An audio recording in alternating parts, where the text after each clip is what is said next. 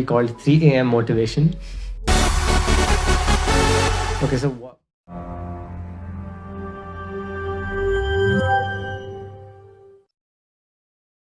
Have you ever, I mean, of course you have, but Yeah. like, when you're like just like sleeping, right? And then suddenly you're not able to sleep, me every day, but like you're not able to sleep, and then suddenly you have this motivation, this urge to get your life together and do whatever that needs to be done in the next 20 years, the next day, or at that moment. Not even the next day, in the next hour. Exactly. Yeah. So you get up, you make like this rigid ass timetable, and bam, you don't do it actually. See, for me, I didn't even make timetable. I just started the shit, okay? Like, for example, if the motivation was to get lean or get jacked, I would bust out like a couple, a couple Tens. pull-ups. Yeah. A couple pull-ups. Okay. I just like rep them out there, then and there. I Right. get tired and then I sleep and then forget about it the next day. But do you continue it the next? If I get the motivation at 3 a.m. again, yes. That's the problem, right? Today we're talking about the sudden urge like to do something, whether it's in class or when you're about to like sleep, but you don't have any devices near you, so you suddenly have this urge to like get everything together and fix your life. Commonly called 3 a.m. motivation. Okay, so why does 3 a.m. motivation occur, first of all? Well, you're not doing anything. You're not occupied with your phone or your Yeah. laptop or whatever other work you have. The Or absence friends. of external stimuli causes you to be one with your thoughts.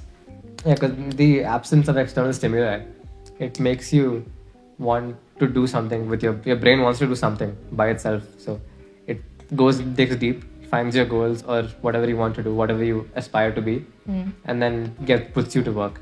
And I think that works the reverse way also. Sometimes I feel like I am on my phone or my laptop just because I don't want to think about the amount of stuff that I want to achieve. Yeah. Like So- when you have so much, last week especially, we had like 2-3 assignments every single day. I just come home and sometimes just crash for like 2 hours. And then I'll get up and I'm like, okay, I have to do this now. Then you get that sudden urge to just do everything. That sounds nice, but like I don't like naps. It makes you drowsy, it makes you sluggish. No, if you do it sometimes. right, it doesn't. But like I hate waking up from the nap. Like if I take a nap and I wake up the next day, then sure I'll take a nap. Oh, I take a nap where like, Murli was sitting last episode. That. Ah. You can't get up from that. The dad nap. Yeah, that is the most comfortable nap ever.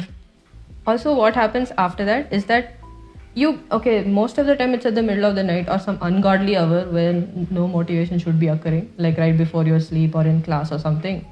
So over there, you kind of waste your time instead of sleeping or focusing on class or something. And then you waste your time, you make all these different plans of what you're going to do, of how perfectly you're going to follow it. Spoiler alert. You don't. You don't. And it's not there anymore once you wake up.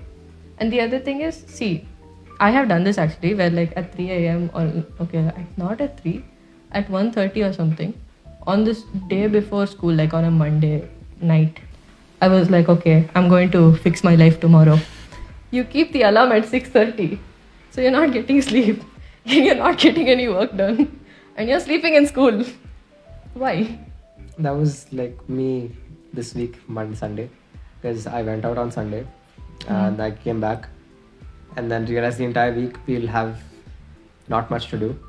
So I made a completely different workout plan, something with more intensity for that 1 week. I didn't work out for the past 2 days. Yeah, so that is the main problem with it because you can't stick to it and it only lasts for like that brief period of time. Sometimes it can last for weeks and then you'll crash because that for a few weeks you're doing so much because you want to get it perfect. Yeah, like we said in the last episode, motivation versus discipline. And I feel like the problem with 3 a.m. motivation is that when you get that motivation, it's often it's not a good amount of motivation. Like you overextend yourself and overestimate your capabilities as a person. So you burn out very quick in the span of like 1 to 2 hours. So yeah, but like I only recently learned how to stick to my routines or change my routine make my routine more flexible and all that. And I think that matters because everyone has those bursts of motivation, like you said, like even last week you said you had that thing. So during that, it's like kind of, I feel like you have to keep in mind that there is a chance, realistically, that you might not follow it, and you can keep it more flexible. Yeah, Instead there's of- like a science of building a routine where instead of the things school teaches you, where like 8 to 8:30 you wake up, 8:30 to 9 you have breakfast, 9 to 9:30 no, that's just no. So what you're supposed to do is like, let's say you're doing something productive and you have a task of, let's say, writing an essay. You estimate the amount of time that you will take to do it. Let's say you think you'll do it in half an hour, you double the time. You block out 1 hour from your schedule. yeah. Time blocking. Yeah, time blocking Yeah. at a certain point of the day, and have 15 minutes before and after the time block. So you have more flexibility if anything sudden pops up. You time block it and add a break before and after. So it's supposed to help you manage your time better. And because you're time blocking, there's also the psychological effect of deadlines. Like, okay, everyone says they work well under pressure, but that's because of the increased cortisol, I believe. I'm not a bio student, I'm not a psychology student, but I believe it's cortisol that is secreted when you're under stress. So your work ethic increases. So you like get more stuff done, and you're less prone to distractions in that amount of time when you know there's a deadline looming upon you. So micro deadlines are also a thing. And then again, like something I learned recently was like how to prioritize. So like, Yeah, urgent but Yeah. not thing. yeah, you can do that, which that's also another popular thing online. Oh yeah, we'll be ranking all those So soon. yeah, so it's like you can like learning to prioritize at the moment, because even if you time block, something happens, let's say, and you're not able to follow it, you just like forget about, either you do the thing that's next, which you can get done within that time frame, or you just do this how much ever you can. If it's 1 hour, concise it to 20 minutes and finish how much ever you can in that, if that is more important than your second task. And another thing is, this is something I've recently learned, that just show up. Just it's fine, you don't have to work out full like 40 minutes a day full, you have to do like intense workout. Yeah, starting the task is the hardest part of the task. Just do it for like 10 minutes. If you feel like continuing, continue. Yeah, so because I wasn't able to work out because of assignments and okay, no, lazy perfectionism. It's like the worst combination of personality traits you can have, being a perfectionist while at the same time being lazy. I feel like I fall under those. So I've learned to work efficiently, not.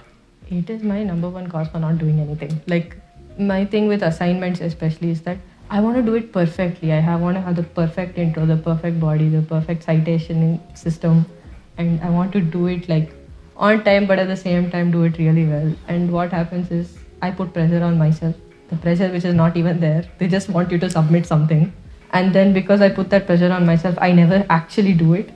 I'll keep saying, no, I can, if I do it later, I can do it better. And then I just end up doing something else.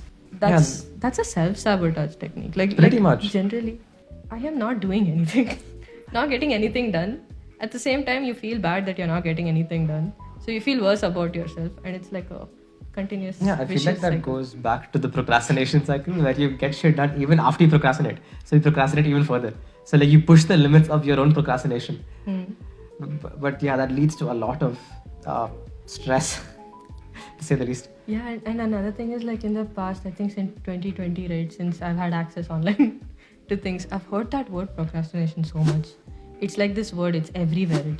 It was everywhere in the bridge program too. Yeah, you can't escape it. Everyone in my school, like during the orientation week or the bridge program, what do you want to get over?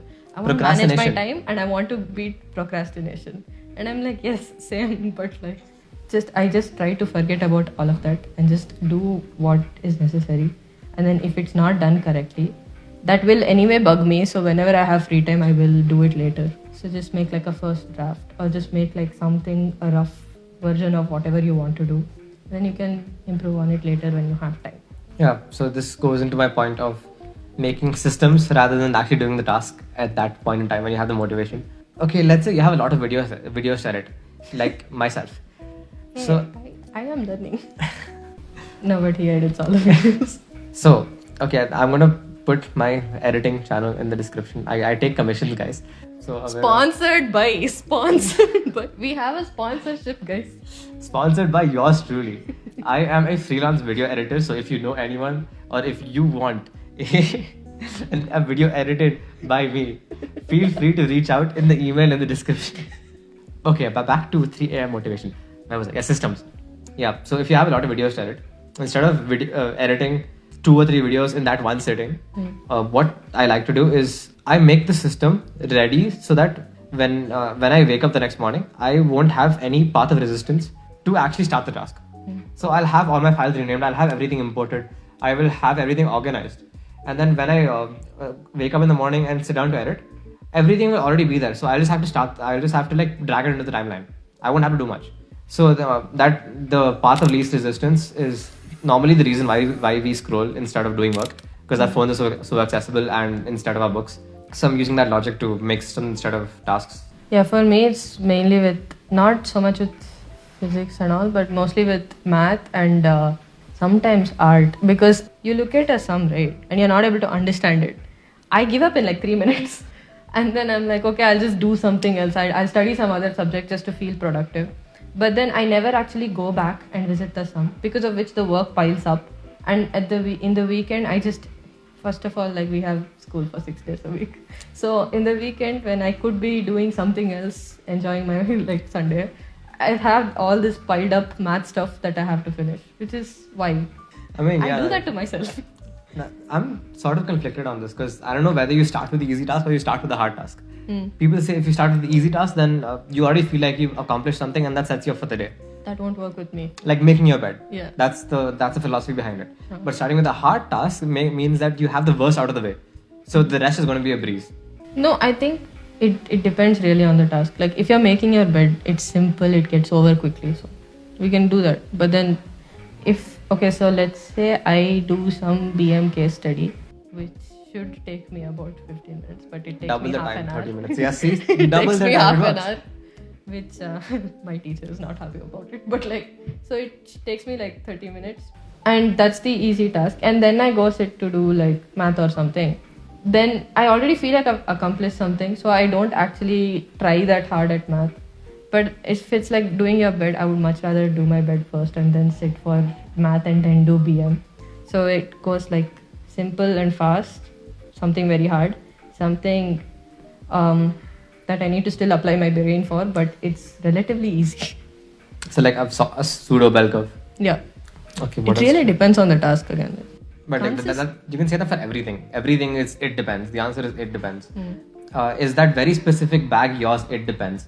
See, there's always an it depends. So Consistency is hard, and we thank today's sponsor, our first sponsor. me. Link is in the description down below. Thank you. Subscribe so we can't know. Subscribe so we don't have to go to college. What she said.